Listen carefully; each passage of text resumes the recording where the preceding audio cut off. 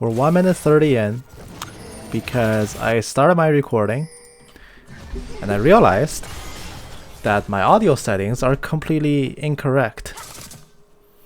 So I had to stop the recording and change all of my settings. So now I have mic output again, but we are going to be getting into a dual queue rank game. Just a typical solo queue, nothing too special. So the matchups are going to be Jax against Sett top. We're going to have Fiddlesticks jungling against Ekko. It's Akali mid against the Galio, and then the bottom lane matchup is going to be Jhin Swain, which is terrifying, against Lucian Senna, which is also kind of terrifying. So we'll get into this proper. I did miss an introduction because I had to take some time to actually correct all of my settings before I start the game. I didn't feel like rewinding. But luckily there was no early invades, no early action. But speaking of early action, there's going to be one. Lucian gets ignited, he gets taken down here by the fourth shot. And now the Senna has to try to run away from this fight. She cannot take this 1v2. They never move the claw. It doesn't actually hit the Senna, it roots a few minions. And that means the Senna is going to get away. She eats a bouncing grenade and that's going to draw her flash as well. So now all in total, red team summoners, they only have Lucian flash remaining, and blue team, they've only expended the ignite on the Swain. And they walk away with a solo kill on top of that, so definitely a very positive play. Ooh, that counter strike will miss and he eats the haymaker damage. Luckily for the Jax, the grid was not fully charged, so it wasn't as punishing as it could have been. But still, that trade certainly could have gone better for him. The Sett will have to deal with a decently large mini wave under his tower, but luckily, if he plays his cards right here, he could probably freeze this, especially since the Jax just tanked another mini wave. Nope, the minions have hit the tower, so there's no more freeze from here. What he could do though is build up let the wave hit the minions a little bit more and possibly look to set up a slower push. Doesn't seem like that would be the case either, but Jax did recall. That's going to send a signal to the Sett that he should probably shove that wave out and deny that wave into the tower. But Jax is already a little bit too fast back in the lane, but the Akali at mid lane, she's going to be taunted up and stunned by the parallel convergence. Going to be taken down here by the Ekko. It's the third hit.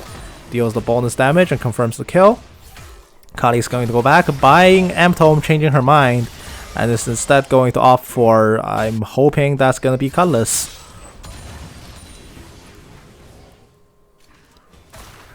So that was a successful gank by the Ekko, and the Fiddlesticks arrives on the scene, and all he can do really here is clean up.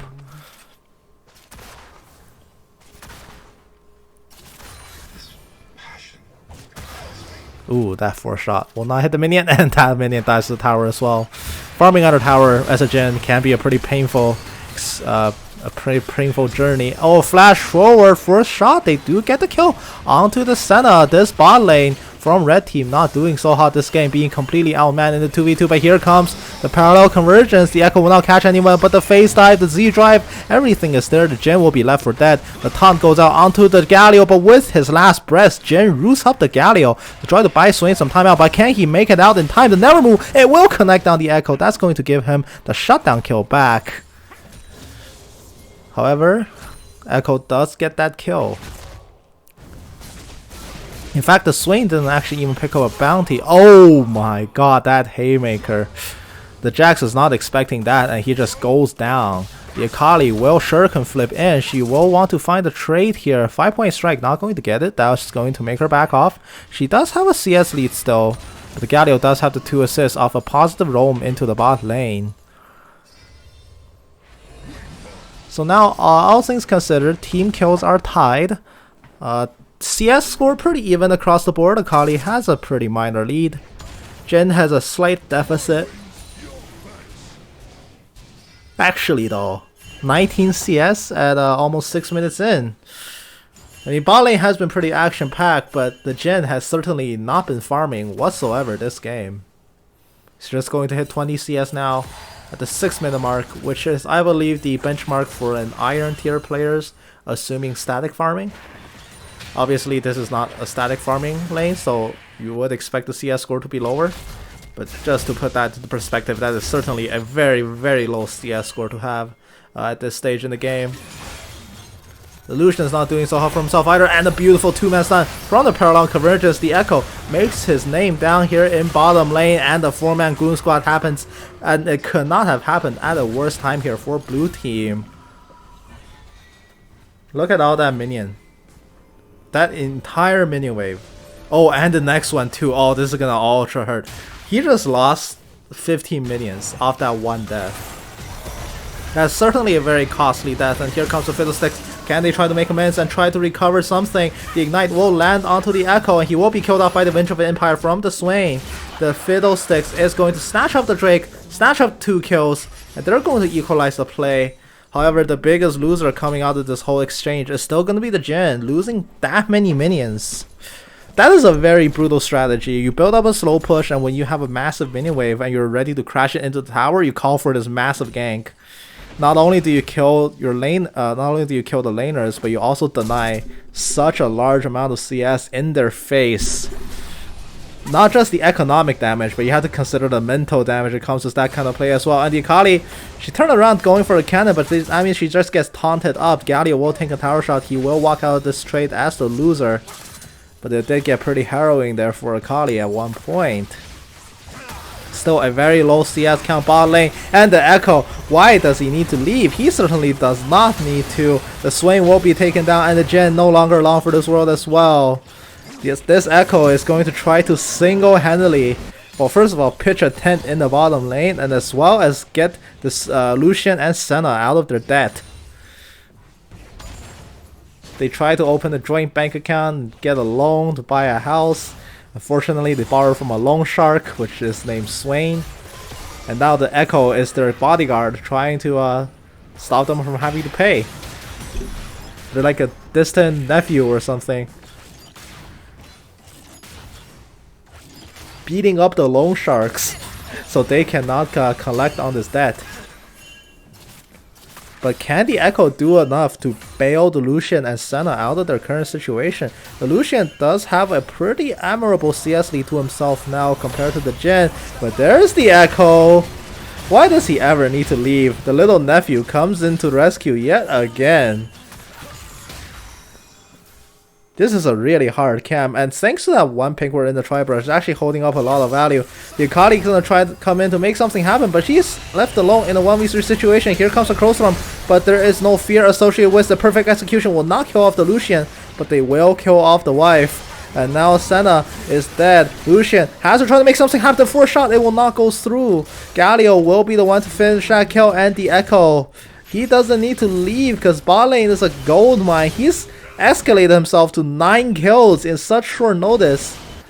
The Jax will third hit smack the set. That is probably way too much damage he was anticipating. And the Echo basically tri-laning down here. Dawning Shadow going to clip out the Swain as well. He drops to half health before he can return to his lane. This Echo, man. He does have 9 kills. Not a lot of it is worth the full amount. Oh, never mind. He is a rich boy.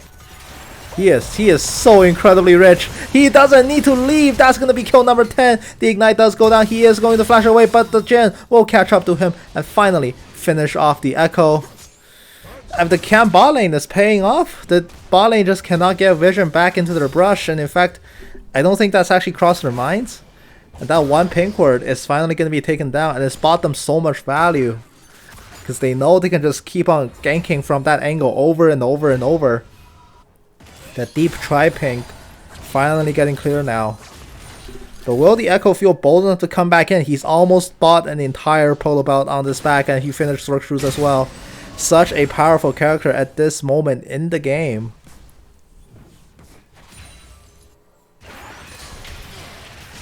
The Lucian will be rooted up without the Echo protecting them. Can they make anything happen? The Curtain Call gets called onto the Lucian's calling. The Senna was not able to body block the shot in time, and the Never Move will finish her off. And the instant Echo leaves, Lucian and Senna gets himself in an even bigger hole.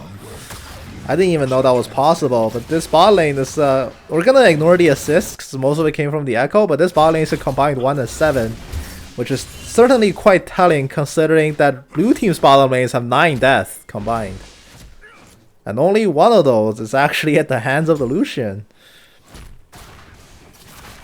certainly makes one think where those kills came from. Speaking of the jungler that's been bailing them out, the Echo is up top trying to secure a Herald, going to divert his attention elsewhere, and the Fiddlesticks doing blue team a favor, going to gank Lucian on his way back to lane, and there's the Galio. He's flashing in. He wants to make something happen. He blew every sums on the entry, and they do nuke down the Jhin. And now the rest of blue team, they have to run. They have no carries. The Blast Cone will be killed off here by the Galio. Now they truly have to stick around and fight it out. Bountiful Harvest will come through, but the taunt will lock him down. And that's going to be a 3-for-0. They only kill the Lucian. But then they drop so many bodies on the retreat. Thanks to a timely flash in. And there's the Jax. He took the bait. He wants to fight the Sett. And he does get it. Sett was not able to Haymaker to turn that in time. That's going to be a very dead Sett. And the Echo has deployed the Herald mid. They want to make this happen. The charge is coming down. They cannot stop it. The Akali is 1v2 in a very precarious situation. This Echo is incredibly fed. And he is going to take his... He is going to exact his punishment on every other lane. Although his scoreline hasn't actually changed in the past 2 minutes or so. I do expect that to change very soon as now the Inferno Drake started. Swain gets to look as the Echo takes the dragon away. Mountain Rift sets in. And this is just a small tangent. Look up. I think it was the LMS. Well, look up not hook denied by Mountain Rift. It was from I believe it was LMS because I think it was Taiwanese. Of a Nautilus who threw out a hook at the exact same time Mountain Rift formed, and there was a rock that was created, and his hook hits the rock instead of the champion. It's always funny, no matter how many times you watch it.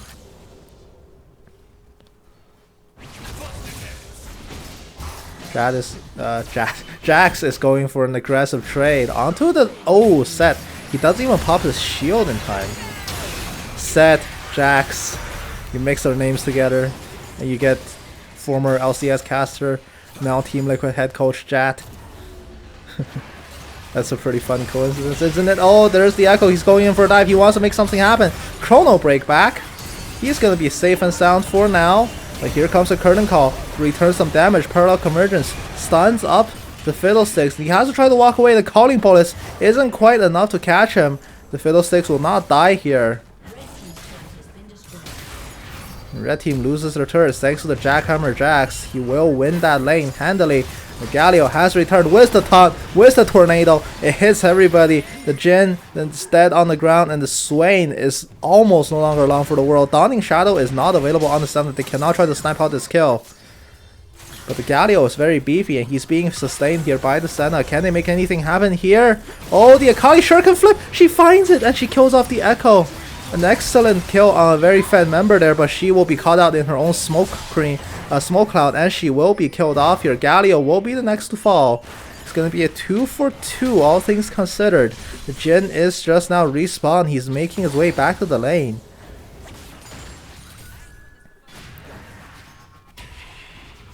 Swain will just try to hold this way, but I don't think it's possible, so he's just going to farm it instead. Ooh, those shotgun fingers. Killing 4 CS with it is always very satisfying. Alright, let's check in some other lanes, because so far this game has been very bot-centric. It's so bot-centric that right now, I mean, just the CS of blue team kind of tells everything. The Jhin is too busy fighting the CS, and then look at everybody else on that team. The Jax is up top. He's picking another fight here with the Sett. He's so much stronger than him right now. The Showstopper will come out. The Jax is actually in a little bit of trouble, but he will actually die to the Echo coming in. Sett will claim that kill, and now the Crow form has been popping the bottom lane. Lucian just melts like butter in his presence. One more shot. No, the Swain will be the one to take both. The Jhin is 666. It's time to preserve that score. Actually, both bot laners are 666. Oh, the satanic bot lane. They should just preserve that score. Just never join teamfights ever. And just never die. Just never kill people. They're both 666. Why would you ruin a good thing? Satanism isn't good, for the record. But why would you ruin that very synchronized scoreline that you don't see it all that often?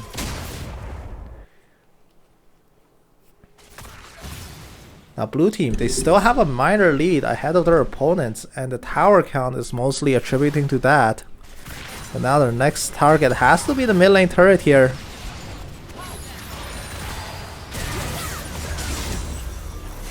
Up top, Akali's gonna try for a fight onto the Crowstorm. The Swain will hourglass himself into safety, and now he has to go away. His stopwatch has been popped. The Senna is trying for an aggressive trade, but oh, she will get it. A few more steps forward by the Lucian, and he might have clipped the Swain as well. And here comes the reinforcements from blue team, and now red team have to dip out. Senna drops her shroud, and the bot laners just make it out.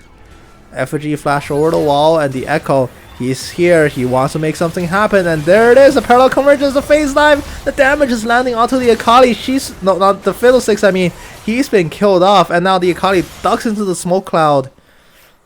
Going to try to make her way out. Phase dive with the Proto Belt, getting enough distance, but the Swain will kill him off, and the Lucian cannot finish her damage. But here is the Jax. He's coming. Counter Strike flash stun onto the Lucian. That's going to buy his escape route. The Swain actually did die, I believe, to the Echo. I can't actually tell. But the Echo, thinking he gets so much further ahead, bought the Dark Seal, and so far has been pretty unsuccessful in stacking it up. If he had popped off a bit harder, that would have been an easy Magi snowball. But now buying Magi's is a little bit of a... It's a little bit trickier now. You don't actually know if you can continue to be this fed, and the Galio is going to taunt up the Jhin. The damage is landing. He's going to be killed off here by the Galio, making mincemeat out of the jungler, the AD carry. I mean, the top lane Jax will also die here. A very, very bad Dragon Invade here, gone awry. And now red team with the lead in hand, they are going to try to convert a global objective here. One more kill here should do it. They're looking over the wall. They want to make something happen. So this is a 3-on-3. Echo is not here yet. And Set is certainly making dents into blue team's top turret. Blue team will take the positive position. They will start on the straight. Parallel convergence is coming in. They do catch out the stun on one. They kill off the Swain. The Crowstorm is in the back doing absolutely no damage because it's a tank Fiddlesticks. He will kill off the Echo. And now it's just the Akali dead. The Fiddlesticks, can he drain tank his way through this? No, he cannot. Red team win that team fight, and with it, they're going to win that dragon. Blue team's respawns are hurrying top lane inside of the dragon pit, so this is heavily uncontested. Mountain Drake number 1 will go the way of red team. And silently though, this Galio is now a very potent threat. 7-1-7, only been killed once, and he's got a lot of damage in his arsenal.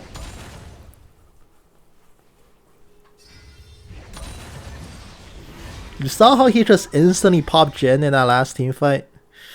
That could be a pattern. There's just so much damage coming out of red team's AP dealers. Jhin right now at this stage in the game is just not properly equipped to deal with it. The Sway might be able to, but he does need his own Zanyas, and Wilder might need the Banshees at this rate.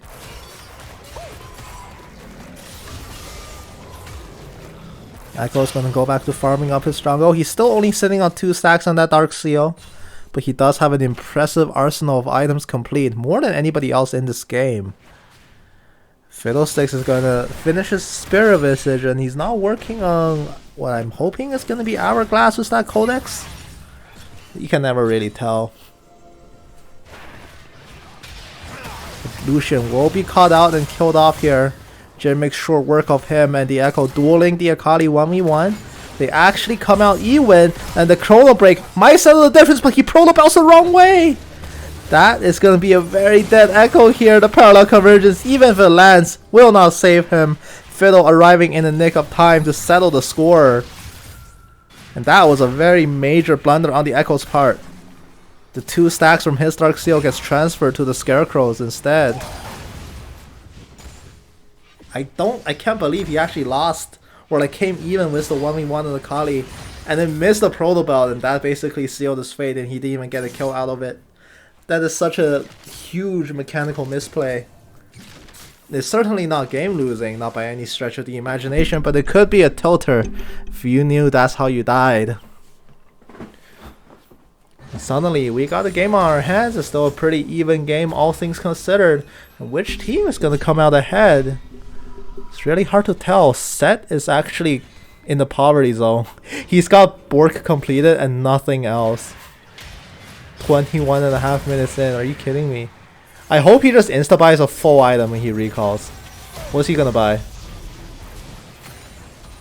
Oh, just a phage. Wow, he is so poor. But now 21.5 minutes in. Neither team is really making a concerted heavy push, but it might start here. The Jhin will have to cleanse away and flash out of the scene. The swing gets taunted up. He's in the bird form, but the damage is too great. And there is a beautiful Crow Storm fearing up 3. And the Jhin shot kills off the Galio. That is such a beautiful turn by the Fiddlesticks. MVP of that fight right there. Even after the Swain gets picked off, he comes in with a beautiful engage. That's going to revert blue kill with blue team with 3 kills, a tower, and a dead Jax. Okay, well, okay. Red team is gonna question mark pink Baron. They know blue team is doing it. Galio has teleport in 14. This Baron might still be alive after 14 seconds. This is a very slow Baron killing team. Can they actually do it here? Senna's over the wall, trying to be as annoying as she possibly can. 3 seconds for Galio. 2, 1. The teleports are coming in. It's a double TP. Blue team must see this. They cannot stay here. Seth comes in. He's gonna wreak havoc in the pit. The jungler is dead. And now the Akali is dead as well. The Jhin has been driven away from the pit. The Baron buff, it's so low. Red team are smacking at it. They need to try to do something, and the blue team swing. He makes the hero play. He denies the Baron. But he does not wear purple. In fact, nobody on his team wears purple. What an expensive defense for an attempted Baron steal. They do pull it off, but the cost, I feel, is a little bit too great than just letting them have it.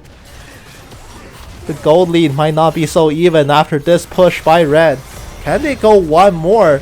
Seems like they're positioning to.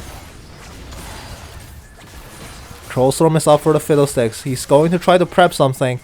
But if he needs to prep a jump, he needs to get in position. Red team, they are already retreating out. They have no Baron recall. It's going to be slow. Mountain Drake's up in 30. If they recall now, they will not make it back in time. Blue team respawn timers are just now trickling in. Are they setting up position? Are they overgreeding? Oh, I don't think you should stay for this. I'd rather you just concede Mountain Drake if anything, but they still want it. Can they get it?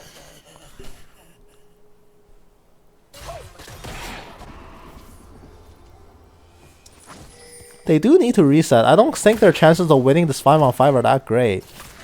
Jax has TP and nobody on red team does. They committed it all for a Baron play that didn't actually... Well, they got an ace, so it clearly worked out for them, but they didn't get what they were looking for. Instant pop onto the center. The team fight breaks wide open. The Echo will be killed off. CC down before he can do any damage. That is a terrible turn of events here for red team. The Jax is jumping in the back. Needs to try to land damage on the Lucian, and he will get it. Set is punching the crap out of him, but it is not enough. The relentless strikes from the Jax is just a little bit too fast. The counter strike dodge. The stun will not land, but the damage sure will. Triple kill going over to the Jax, just smacking down everybody. It's gonna be an ace here on blue team, but they lose 3 members to make it happen. This is going to be a pretty slow Mountain Drake, but the Jax, he came online in that team fight with massive contributions there by the Jax player, winning blue team the fight. And now the Drake count is 2-2. No other global objectives on the map for a while. But this is getting to the phase of the game where both teams will now be starting to make some heavy pushes happen. What will be their first target? It seems that the Jax is going to try to establish a split push threat down here in bot lane. He's going to start the recall, going to try to draw somebody from red team down. But what is the rest of his team's response to this? They have all reset and they're just now farming up. Doesn't seem like anybody is going to try for an aggressive play. Going for scuttles, going for camps. 1600 crit. They do send the Echo down here. He gets spotted out on his way in. And there's the Akali. The sweepers will see her. The embrace will lock her down.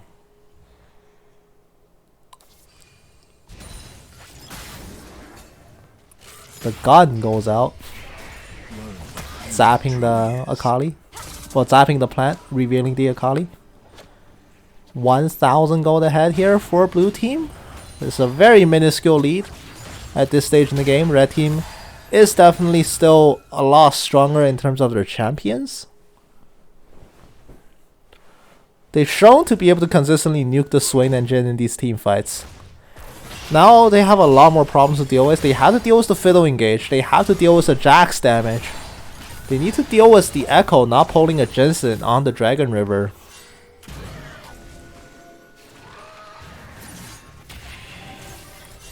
There it is, the Echo. He's walking off a little bit too far for my liking. Akali is waiting off in the wings. She might be able to make something happen if they linger. They're going to try to catch out somebody in the jungle. They spot the Akali leaving. She will not be caught. She returns to the rest of her team. This game, it's actually been stalled out long enough that Baron is now 2 minutes away, so that is now a legitimate threat to be looking at once again on the map. They never move, it goes out, it connects, there's no Vigil of Empire, he didn't set up the vision, they couldn't see him, and the Chrono Break is gonna come back, the nuke is going down onto the swing, he gets knocked up here, the calling goes into Zion's Hourglass, and there's the Jax in the back line, the Jax is going on the Lucian, he will kill him off, and now the Echo on the side, he's been ignited, he's been controlled, he's been killed, and that's gonna be 3 bodies on the ground, 1 more is going to seal it here. 4 for nothing. It's just a set at mid lane. He wasn't in the battle, and therefore he wasn't dead. Akali is clearing out mid lane. They want to make a push happen now. With just 4 dead, Shuriken Flip goes in. She's going to try to make some aggressive plays. The Vision of Empire barely misses. There's no slow. Set will make it out. The push is still going to come in though. The respawn timers are a little bit too long right now in the game. They should be able to get this tier 2 tower easy.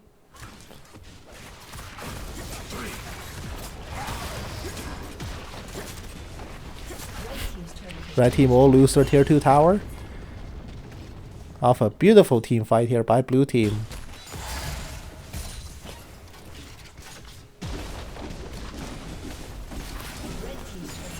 Red team will lose their second turret down as well. Set walking along on the side, and Jin, Swain rather, is going to clear out some River Vision, setting up for a Baron in just 20 seconds. He's going to try to solo out the Scuttle as well. Blue team calls for the full reset. They want to go make Baron happen.